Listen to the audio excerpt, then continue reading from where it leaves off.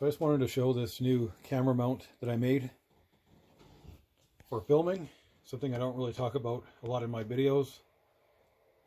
But when I go out to my cabin, I put in a lot of effort to do some really interesting shots. And last year I had one almost identical to this and I lost it. It came off my camera bag and I'll probably never find it again, so I had to make another one. So I just have a wood clamp.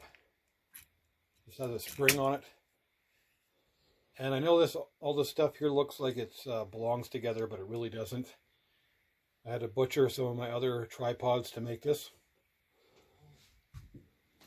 And this clamps onto just about anything, you know, small trees, tree limbs, doors, you know, the rafters in my cabin. It's really handy because I don't have to take a lot of time to set up a shot. I can just pull this out, clamp it on, adjust this, and I'm good to go. I don't have a big tripod to worry about. It's very compact, lightweight. And this part here is very important, that I can swivel it in all directions to set up my camera the right way. So it turns side to side. It turns this way, and it turns that way as well. And this part right here, your camera just screws onto that. I used to tease my dad about keeping all these little bits and pieces, washers, nuts and bolts. But it really comes in handy when you're building something yourself.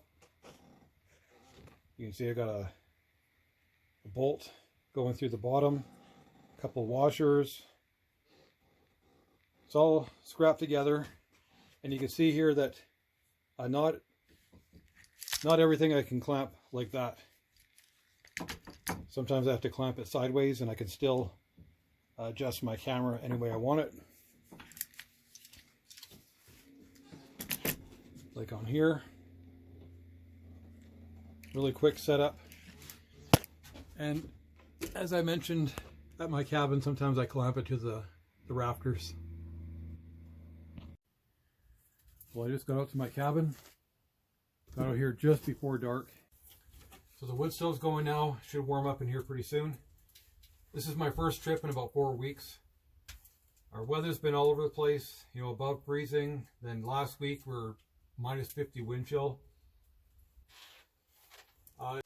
We had some snowfall a few days ago, and when I got to the cabin, there were fresh coyote tracks all over the place. This is my grandfather's axe, probably over 100 years old. The axe head anyways. Built his first log cabin with it. It's a little trick I learned a long time ago on splitting up kindling. Been looking through this wood pile, and this is some really nice straight grain wood. You want to avoid anything with knots and that's twisted. So I got my axe upside down. Of course, you got to be careful. And you just hit it with a mallet on top. I'm not too sure how this looks, but it sure smells and tastes fantastic.